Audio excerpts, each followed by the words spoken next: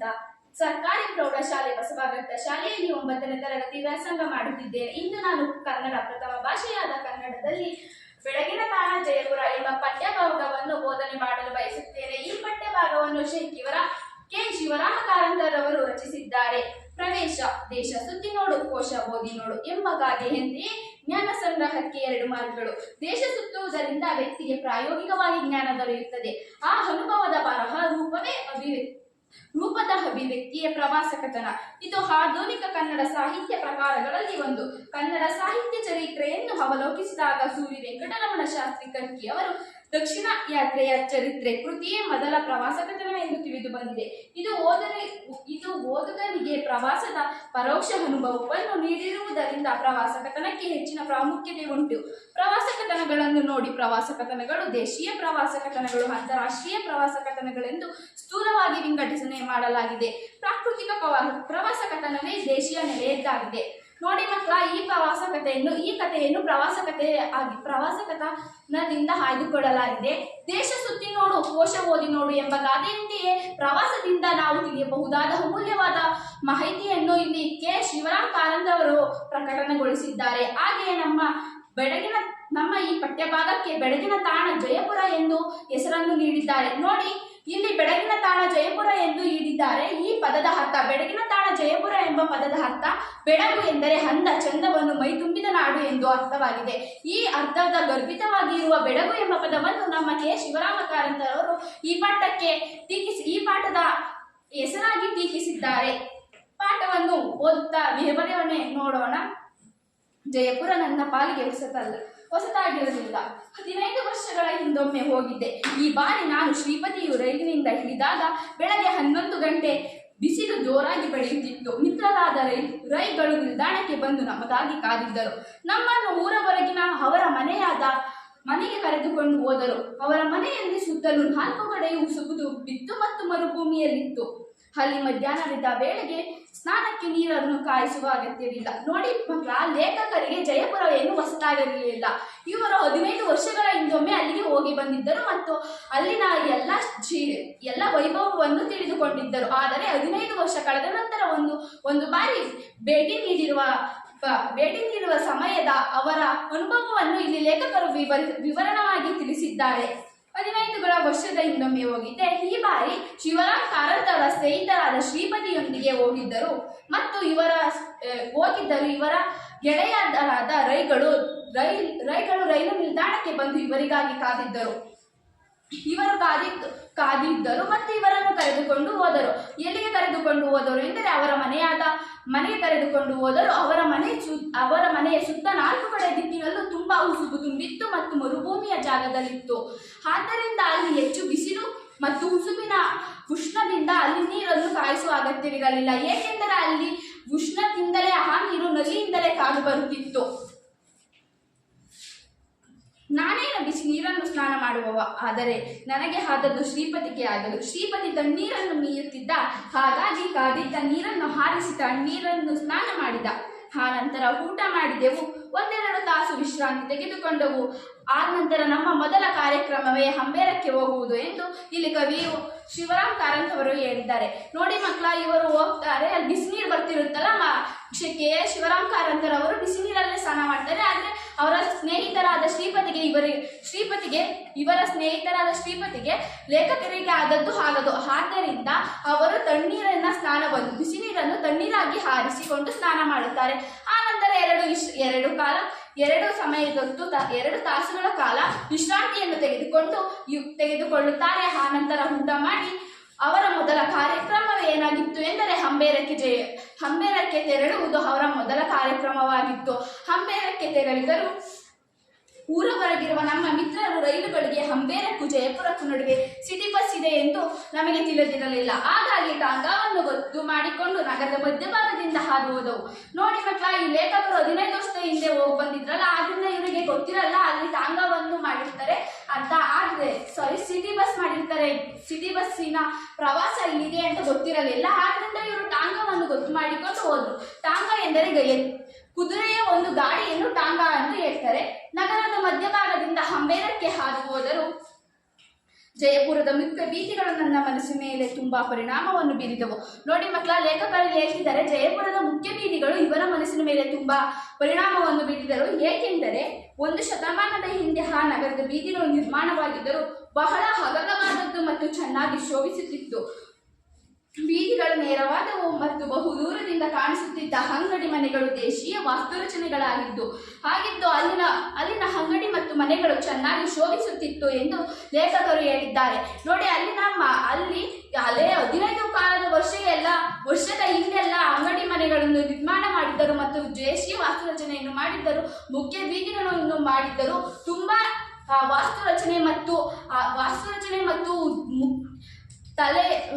ವಾಸ್ತುರಚನೆ ಹಾಗೂ ಅವರ ಶೈಲಿಯನ್ನು ಇಟ್ಟುಕೊಂಡು ರಜಪೂತರ ಅರಸರು ನಿರ್ಮಾಣ ಮಾಡಿದ್ದಾರೆ. ಆದ್ದರಿಂದ ನನಗೆ ಅವುಗಳು ನನ್ನ ಮನಸ್ಸಿನ ಮೇಲೆ ಪರಿಣಾಮವನ್ನು ಬೀರಿದರು ಎಂದು ಲೇಖಕರು ಇಲ್ಲಿ ಟೀಕಿಸಿದ್ದಾರೆ. ಹಾಗಾಗಿ ಇಲ್ಲಿ ಒಂದೊಂದು ಮನೆಯು ಒಂದೊಂದು ಶೈಲಿಯದು, ಆದರೆ ಒಂದೊಂದು ದೇಶೀಯ ವಾಸ್ತುರಚನೆ ಹಾಗೆ ಕಾಣಿಸುತ್ತಿರಲಿಲ್ಲ. ಆದುದರಿಂದಲೇ ನನಗೆ ಅವುಗಳ ಮೇಲೆ ಬಹಳ ಮೋಹ. ಇಲ್ಲಿನ ಮುಖ್ಯ ಬೀದಿಗಳು ಸಂಧಿಸುವಲ್ಲಿ ಸುಂದರವಾದ ಚೌಕಗಳಿವೆ. ಒಂದೊಂದು ಕಡೆಯಲ್ಲೂ ಒಂದೊಂದು ಭವ್ಯವಾದ ಮಹಾದ್ವಾರಗಳಿವೆ. ಅಲ್ಲದೆ ಜಯಪುರವು ಬಣ್ಣಗಾರರ ತವರೂರು. ನೋಡಿ ಮಕ್ಕಳ, ಒಂದೊಂದು ಬೀದಿ ಸಂಧಿಸುವಲ್ಲಿ ಒಂದೊಂದು ಚೌಕಗಳಿವೆ ಮತ್ತು ಮಹಾದ್ವಾರಗಳಿವೆ.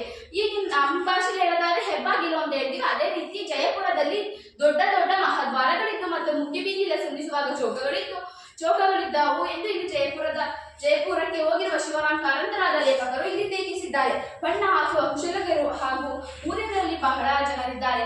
ಅಲ್ಲಿನ ಜನರಿಗೆ ಬಣ್ಣದ ಮೇಲೆ ತುಂಬಾ ಮೋಹ. ಆದ್ದರಿಂದ ಜಯಪುರವನ್ನು ಬಣ್ಣಗಾರರ ತವರೂರು ಎಂದು ಕರೆಯುತ್ತಾರೆ. ಗಿಡಮರಗಳಿಲ್ಲದ ಸ್ಥಳದಲ್ಲಿ ವಾಸಿಸುವ ಜನರಿಗೆ ಕಣ್ಣಿನ ಕರಿವು ಹೇಗೆ ನೀಗಬೇಕು ಹಾಗೆಂದ ಏನು ಇಲ್ಲಿ ಜನರು ಅದರಲ್ಲೂ ಹೆಂಗಸರು ರಂಗಿನ ಲಂಗ, ಪೈಜಾಮ, ಸೀರೆ, ರವಿಕೆ, ಮೇಲುಗೆ ತೊಡುವ ಹವ್ಯಾಸದವರು. ಅದರಲ್ಲೂ ಕೆಂಪು, ಕಿತ್ತಳೆ, ಹಳದಿ ಎಂದರೆ ಅವರ ಪ್ರಾಣ. ನೋಡಿ ಮಕ್ಕಳ, ಅಲ್ಲಿ ಹೆಚ್ಚಾಗಿ ಪರಿಸರ ಇಲ್ಲ. ಏಕೆಂದರೆ ಅಲ್ಲಿ ಮರುಭೂಮಿ ಇದ್ದರೆ ನೀರಿರಲ್ಲ, ಅದರಿಂದ ಪರಿಸರವು ಜಾಸ್ತಿ ಇಲ್ಲ. ಆದರೆ ಇವರಿಗೆ ಬಣ್ಣದ ಮೇಲೆ ಮೋಹ ಜಾಸ್ತಿ. ಅದರಿಂದಾಗಿ ಅಲ್ಲಿನ ಹೆಂಗಸರಾಗಿರ್ಬೋದು ಸೀರೆ, ರವಿಕೆ, ಪೈಜಾಮ ಹಾಗೂ ಮೇಗುಲೆಯ ಮೇಲೆ ಹೆಚ್ಚಿನಾದ ಬಣ್ಣವನ್ನು ಹೊಂದಿರುತ್ತಿದ್ದರು ಮತ್ತು ಅದರಲ್ಲೂ ಕೆಂಪು, ಕಿತ್ತಳೆ, ಹಳದಿ ಬಣ್ಣವೆಂದರೆ ಅವರ ಮೇಲೆ ಮೋಹ ಹೆಚ್ಚಾಗಿತ್ತು. ಆದ್ದರಿಂದ ಅವರು ಹೆಚ್ಚು ಬಣ್ಣವನ್ನು ಧರಿಸುತ್ತಿದ್ದರು. ಕೆಂಪು, ಕಿತ್ತಳೆ, ಹಳದಿ ಬಣ್ಣವನ್ನು ಹೆಚ್ಚಾಗಿ ಧರಿಸುತ್ತಿದ್ದರು. ಗಂಡಸರೇನು ಕಮ್ಮಿಯಲ್ಲ, ಅವರು ರಘುರಾಯರೇ. ಅವರ ಪಂಚಂಡಿಗಳಲ್ಲಿ ಬಣ್ಣ ಕಾಣದೆ ಹೋದರು. ಅವರ ಪೈಜಾಮದಲ್ಲಿ 30 ಮೊಳಗಳದ್ದು 300 ಬಣ್ಣಗಳನ್ನು ಮೆರೆಸಿಕೊಂಡಿದ್ದರು. ನೋಡಿ ಮಕ್ಕಳ, ಗಂಡಸರು ಅಂಗಿಗಳಲ್ಲಿ ಮತ್ತು ಪೈಜಾಮದಲ್ಲಿ ಹೆಚ್ಚಾಗಿ ಬಣ್ಣವನ್ನು ಸಿಂಗರಿಸದಿದ್ದರು. ಅವರ ಮುಂಡಾಸಿನ 30 ಮೊಳಗಳಲ್ಲಿ 300 ತರಹದ ಬಣ್ಣಗಳನ್ನು ಮೆರೆಸುತ್ತಿದ್ದರು. ಹಾಗೂ ಗಂಡಸರು ದೇಶೀಯವಾಗಿ ಮುಂಡಾಸನ್ನು ಚೆನ್ನಾಗಿ ಸುತ್ತಿಕೊಂಡಾಗ ಬಲು ಗಂಭೀರವಾಗಿ ಕಾಣುತ್ತಿದ್ದರು. ನೋಡಿ ಮಕ್ಕಳ, ಅಲ್ಲಿ ದೇಶೀಯ ಸಂಸ್ಕೃತಿ ಎಂದರೆ ಗಂಡಸರು ಮುಂಡಾಸನ್ನು ಸುತ್ತಕೊಳ್ಳೋದು ಮತ್ತು ಹೆಂಗಸರು ಪೈಜಾಮವನ್ನು ಹಾಕಿಕೊಳ್ಳುವುದು. ಗಂಡಸರು ಮುಂಡಾಸಿನಲ್ಲಿ 30 ಮೊಳಗಳಿದ್ದು 30 ಮೊಳಗಳಲ್ಲಿ 300 ತರಹದ ಬಣ್ಣಗಳನ್ನು ಶೋಭಿಸಿಕೊಂಡಿದ್ದರು. ಈ 300 ಮೊಳಗಳುಳ್ಳ ಮುಂಡಾಸನ್ನು ತಲೆಗೆ ಸುತ್ತಿಕೊಂಡಾಗ ಅವರು ತುಂಬಾ ಗಂಭೀರದಿಂದ ಕಾಣುತ್ತಿದ್ದರು ಎಂದು ಲೇಖಕರು ಇಲ್ಲಿ ಉಲ್ಲೇಖಿಸಿದ್ದಾರೆ. ನಾವು ನಗರವನ್ನು ಕಳೆದು ಸುಂದರವಾದ ರಸ್ತೆಗಳಲ್ಲಿ ಹಾದು ಉನ್ನತ ಬೆಟ್ಟಗಳಿಗೆ ಅಭಿಮುಖವಾಗಿ ಹೊರಟೆವು. ಇನ್ನೊಂದು 4 ಮೈಲಿಗೆ ಹಂಪೆರದ ಬೆಟ್ಟವು ಸಿಗುತ್ತದೆ. ನೋಡಿ ಮಕ್ಕಳ, ನಗರವನ್ನು ಕಳೆದು ಇನ್ನು 4 ಬೀದಿಯ ಮುಂದೆ ಹಾದು ಹೋದರೂ ಉನ್ನತವಾದ ಬೆಟ್ಟ ಗುಡ್ಡಗಳಿಗೆ ಅಭಿಮುಖವಾಗಿ ಲೇಖಕರು ಮತ್ತು ಅವರ ಸ್ನೇಹಿತರಾದ ಶ್ರೀಪತಿಗಳು ತಾಗದ ಮೇಲೆ ಹಾದು ಹೋಗುತ್ತಾ ಸಿಗುವುದೇ ಹಬ್ಬರ. 4 ಮೈಲಿಯನ್ನು ಹಾದು ಹೋದರೆ ಅವರಿಗೆ ಸಿಗುತ್ತಿರುವುದೇ ಹಂಬೇರವು ಜಯಪುರದ ಪೂರ್ವ ರಾಜಧಾನಿಯಾಗಿತ್ತು. ಹಳೆಯ ಕೋಟೆ, ಅರಮನೆಗಳು ಇಲ್ಲಿ ಕಾಣಸಿಗುತ್ತವೆ. ಸಂಜೆ ಮುಂಜಾನೆಗಳಲ್ಲಿ ಅಲ್ಲಿನ ಗುಡ್ಡ ಬೆಟ್ಟಗಳು, ಕಣಿವೆಗಳು ಅಪೂರ್ವವಾದ ಮೋಹಕತೆಯನ್ನು ತಾಳುತ್ತವೆ. ನೋಡಿ ಮಕ್ಕಳ, ಅಲ್ಲಿ ಹೆಚ್ಚಾದ ಅರಮನೆ, ಕೋಟೆಗಳಿದ್ದಾವೆ. ಆಗಿನ ರಾಜರುಗಳು ನಿರ್ಮಿಸಿರುವಂತಹ ದೊಡ್ಡ ದೊಡ್ಡ ಕೋಟೆಗಳಾಗಿರ್ಬೋದು, ದೊಡ್ಡ ದೊಡ್ಡ ಅರಮನೆಗಳಾಗಿರ್ಬೋದು, ತುಂಬಾ ಚೆನ್ನಾಗಿದೆ. ಆತರ ಶೈಲಿಯ ಅರಮನೆಯನ್ನು ಇಂದಿನ ಜನಾಂಗದವರು, ಪೀಳಿಗೆಯವರು ಕಟ್ಟಲು ಸಾಧ್ಯವೇ ಇಲ್ಲ ಎಂದು ಇಲ್ಲಿ ಲೇಖಕರು ಹೇಳಿದ್ದಾರೆ. ಮತ್ತು ಅಲ್ಲಿನ ಗುಡ್ಡಗಳು ಸಂಜೆಯ ಹೊತ್ತಿನಲ್ಲಿ ಸೂರ್ಯನ ಬೆಳಕಿನ ಕಿರಣಗಳಲ್ಲಿ ತುಂಬಾ ಚೆನ್ನಾಗಿ ಮನಮೋಹಕವಾಗಿ ಶೋಭಿಸುತ್ತಿದ್ದವು ಎಂದು ಪ್ರತ್ಯಕ್ಷವಾಗಿ ಕಂಡ ಶಿವರಾಮ್ ಕಾರಂತರವರು ಇಲ್ಲಿ ಉಲ್ಲೇಖಿಸಿದ್ದಾರೆ. ಇನ್ನೊಂದು 4 ಮೈಲಿಗೆ ಹಂಬೇರದ ಬೆಟ್ಟ ಸಿಗುತ್ತದೆ. ಬೆಟ್ಟ ಹಾಗೂ ಕಣಿವೆಗಳಿಗೆ ಅಪೂರ್ವವಾದ ಮೋಹಕತೆಯನ್ನು ತಾಳುತ್ತದೆ. ಹಿಂದೆ ನಾನು ಅಲ್ಲಿಗೆ ಹೋಗಿದ್ದೆ. ಅಲ್ಲಿಗೆ ಹೋದಾಗ ಜನವಸತಿ ಇದ್ದಿರಲಿಲ್ಲ. ಪ್ರಾಚೀನ ಗುಡಿ ಗೋಪುರಗಳು ಗೂಬೆಗಳ ಮನೆಯಾಗಿದ್ದವು. ಈಗ ಹಾಗಿಲ್ಲ. 100 ಸಿಂಧಿ ಕುಟುಂಬಗಳು ಅಲ್ಲಿ ವಾಸ ಮಾಡುತ್ತಿವೆ. ಬೇರದ ಬುಡದಲ್ಲಿ ಪುಟ್ಟ ಕೆರೆ ಇದೆ. ನೋಡಿ ಮಕ್ಕಳ, ಇವರು ಫಸ್ಟ್ ಡೇ ಹೇಳಿದ್ರು ನಾನು 15 ವರ್ಷಗಳ ಹಿಂದೆ ಹೋಗಿದ್ದೆ, ನನಗೆ ಜಯಪುರ ಹೊಸದಾಗಿಲ್ಲ ಅಂತ ಹೇಳಿ. ಹಾಗೆ ಅವರು ಫಸ್ಟ್ ಹೋದಾಗ ದೊಡ್ಡ ದೊಡ್ಡ ಗುಡಿ ಗೋಪುರಗಳಿದ್ದವು, ಕೋಟೆಗಳಿದ್ದವು, ಅರಮನೆಗಳಿದ್ದವು, ಅವೆಲ್ಲ ಗೂಬೆಗಳ ವಾಸವಾಗಿದ್ದವು. ಅಂದರೆ ಅಲ್ಲಿ ಯಾರು ಜನರು ಅಷ್ಟಾಗಿ ವೈಖರಿಯಿಂದ ನೋಡಿಕೊಳ್ಳದೆ ಅದು ಪಾಳು ಬಿದ್ದಿತ್ತು ಎಂಬುದಾಗಿ ಹೇಳಬಹುದು. ಆದರೆ ಈಗ ಹಾಗಿಲ್ಲ. ಅಲ್ಲಿ ಹೆಚ್ಚಾಗಿ ಸಿಂಧಿ ಕುಟುಂಬಗಳು ವಾಸ ಮಾಡುತ್ತಿವೆ ಮತ್ತು ಅಲ್ಲಿನ ಅರಮನೆ ಕೋಟೆಗಳನ್ನು ತುಂಬಾ ಶುಚಿಯಿಂದ ನೋಡಿಕೊಳ್ಳುತ್ತಿದೆ ಎಂದು ಲೇಖಕರು ಇಲ್ಲಿ ಉಲ್ಲೇಖಿಸಿದ್ದಾರೆ. ಮತ್ತು ಆ ಸಿಂಧಿ ಕುಟುಂಬವು ವಾಸ ಮಾಡುತ್ತಿರುವ ಬುಡದಲ್ಲಿಯೇ, ಅರಮನೆಯ ಬುಡದಲ್ಲಿಯೇ ಒಂದು ಪುಟ್ಟ ಕೆರೆ ಇದೆ. ಆ ಪುಟ್ಟ ಕೆರೆಯ ನೋಟವು ರಮಣೀಯವಾದ ನೋಟ. ಆ ಪುಟ್ಟ ಕೆರೆಯನ್ನು ನೋಡುವುದಕ್ಕೆ 2 ಕಣ್ಣು ಸಾಲದಷ್ಟು ಅಷ್ಟು ರಮಣೀಯವಾದದ್ದು ಎಂದು ಲೇಖಕರು ಹೇಳಿದ್ದಾರೆ.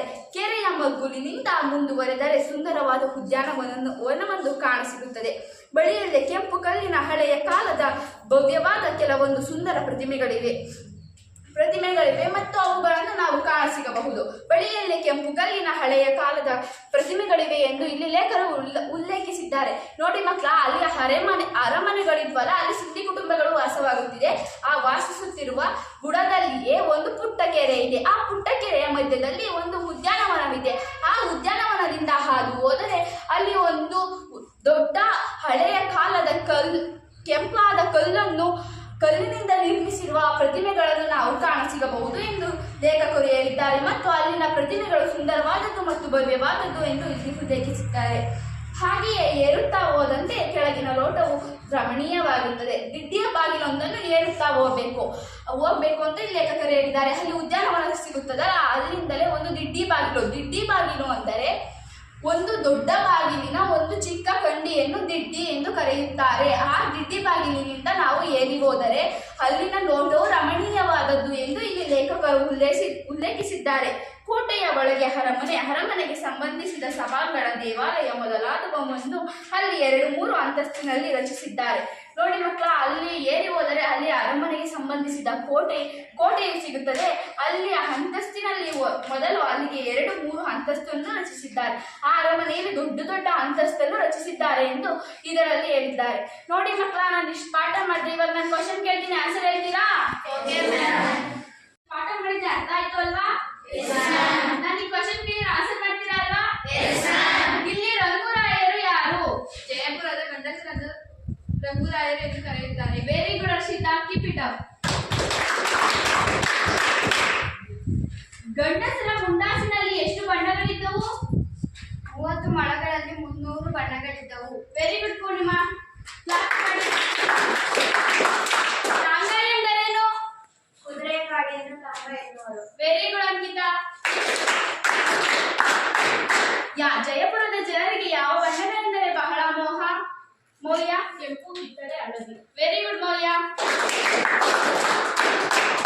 ಎಲ್ಲರಿಗೂ ವೆರಿ ಗುಡ್ ಮಕ್ಕಳ, ಎಲ್ಲ ಚೆನ್ನಾಗಿ ಆನ್ಸರ್ ಮಾಡ್ತಿದ್ದೀರಾ. ನನ್ನೆಲ್ಲ ಕ್ವಶನ್ಗೂ ನನಗೆ ತುಂಬಾ ಖುಷಿ ಆಯ್ತು. Thank you. ನನಗೆ ಯಾರು ಕ್ವಶನ್ ಮಾಡ್ತೀರಾ? ಏನಾದ್ರು ಅರ್ಥ ಆಗಿಲ್ವಾ?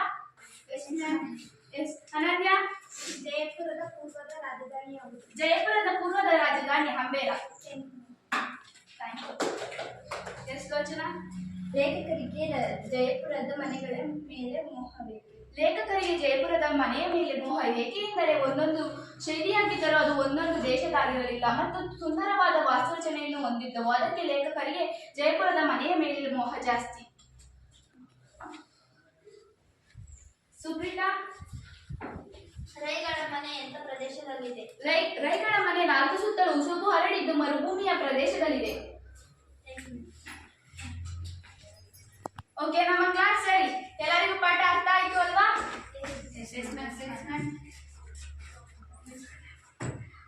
ಇವಾಗ ನಾವು ವ್ಯಾಕರಣವನ್ನು ಮಾಡೋಣ. ಹಕರ್ಮಕ ಧಾತು ಮತ್ತು ಸಕರ್ಮಕ ಧಾತು.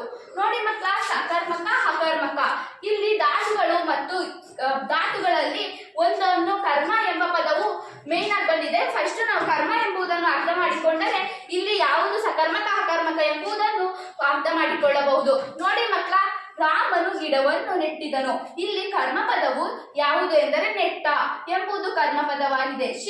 ಶಿಲ್ಪಿಗಳು ಗುಡಿಯನ್ನು ಕಟ್ಟಿದರು. ಇಲ್ಲಿ ಕಟ್ಟಿದ ಎಂಬುದು ಕರ್ಮಪದವಾಗಿದೆ. ವಿದ್ಯಾರ್ಥಿಗಳು ಪಾಠವನ್ನು ಓದಿದರು. ಇಲ್ಲಿ ಓದಿದರು ಎಂಬುದು ಕರ್ಮಪದವಾಗಿದೆ. ಇದಕ್ಕೆ ಸಕರ್ಮಕ ಧಾತುವಿಗೆ ಪ್ರಶ್ನೆಯನ್ನು ಹಾಕಬಹುದು. ನೋಡಿ ಮಕ್ಕಳ, ರಾಮನು ಗುಡಿಯನ್ನು ಕಟ್ಟಿದನು ಎಂಬುದಕ್ಕೆ ನಾವು ಕ್ವಶನ್ ಹಾಕಿದರೆ ಏನನ್ನು ಎಂಬ ಪ್ರಶ್ನೆಯನ್ನು ಹಾಕಿದರೆ ಶಿಲ್ಪಿಗಳು ಗುಡಿಯನ್ನು ಕಟ್ಟಿದರು. ಇಲ್ಲಿ ಗುಡಿಯನ್ನು ಎಂಬ ಪದವು ಎನ್ನು ಎಂಬ ಪದವು ಉತ್ತರವಾಗಿ ದೊರೆಯುತ್ತದೆ. ಹಾಗೆಯೇ ರಾಮನು ಏನನ್ನು ನೆಟ್ಟಿದನು ಅಂತ ಹಾಕಿ ಪ್ರಶ್ನೆಯನ್ನು ಕೇಳಿದರೆ ರಾಮನು ಗಿಡವನ್ನು ನೆಟ್ಟಿದನು ಎಂಬ ಉತ್ತರವು ದೊರೆಯುತ್ತದೆ. ಇಲ್ಲಿ ಗಿಡವನ್ನು ಎಂಬ ಉತ್ತರವು ದೊರೆಯುತ್ತದೆ. ಮತ್ತು ಈ ಅಕರ್ಮಕ ಧಾತುವಿಗೆ ಪ್ರಶ್ನೆಯನ್ನು ಹಾಕಲು ಸಾಧ್ಯವಿಲ್ಲ ಹಾಗೂ ಇದರಲ್ಲಿ ಕರ್ಮಪದವೂ ಇರುವುದಿಲ್ಲ. ಇದನ್ನು ಕರ್ಮಪದವಿಲ್ಲ ಮತ್ತು ಪ್ರಶ್ನೆಯನ್ನು ಹಾಕಲಾರದ ವಾಕ್ಯಗಳಿಗೆ ಅಕರ್ಮಕ ಧಾತು ಎಂದು ಕರೆಯುತ್ತಾರೆ. ಪ್ರಶ್ನೆಯನ್ನು ಹಾಕಬಹುದು ಮತ್ತು ಅದಕ್ಕೆ ಕರ್ಮಪದವಿರುತ್ತದೆ. ಆ ವಾಕ್ಯವನ್ನು ಸಕರ್ಮಕ ಧಾತು ಎಂದು ಕರೆಯುತ್ತಾರೆ. ಇಲ್ಲಿ ವಿರುದ್ಧಾರ್ಥಕ ಪದಗಳು ಎಂದರೆ ಅದಕ್ಕೆ ವಿರುದ್ಧವಾಗಿರುವ ಪದಗಳನ್ನು ವಿರುದ್ಧಾರ್ಥಕ ಪದಗಳು ಎಂದು ಕರೆಯುತ್ತಾರೆ. ಈರುಳು ಎಂಬ ಪದಕ್ಕೆ ವಿರುದ್ಧವಾದದ್ದು ಎಂದರೆ ಹಗಲು. ಇರುಳು ಎಂದರೆ ರಾತ್ರಿಯ ಜಾವ, ಹಗಲು ಎಂದರೆ ಬೆಳಗಿನ ಜಾವ. ಇದಕ್ಕೆ ವಿರುದ್ಧದ ಪದವೇ ಈರುಳು ಎಂಬ ಪದವಾಗಿದೆ. ಮೇಲೆ, ಕೆಳಗೆ. ಇದಕ್ಕೆ ಮೇಲೆ ಎಂಬ ವಿರುದ್ಧವಾಗಿರುವ ಪದವೇ ಯಾವುದು ಎಂದರೆ ಕೆಳಗೆ. ಸರಿ ಮತ್ತು ತಪ್ಪು. ಸರಿಗೆ ವಿರುದ್ಧದ ಪದವು ಯಾವುದು ಎಂದರೆ ಅದು ತಪ್ಪು. ಸುಂದರ, ಕುರೂಪಿ. ಇಲ್ಲಿ ಸುಂದರವಾದ ಮಗವುಳ್ಳವನು ಮತ್ತು ಕುರೂಪಿಯಾದ ಮಗವುಳ್ಳವನು. ಇಲ್ಲಿ ಸುಂದರ ಪದಕ್ಕೆ ವಿರುದ್ಧವಾದ ಪದ ಯಾವುದು ಅಂದರೆ ಕುರೂಪಿ ಪದವಾಗಿದೆ. ಇವಾಗ ನಾವು ಪದಗಳ ಅರ್ಥವನ್ನು ತಿಳಿಯುತ್ತಾ ಬರೆಯೋಣ. ಉಸುಗು ಎಂಬ ಪದದ ಅರ್ಥ ಏನು ಎಂದರೆ ಮರಳು. ದೇಶೀಯ ಎಂದರೆ ದೇಶದೊಳಗೆ. ಮುಂಡಾಸು ಎಂದರೆ ಪೇಟ.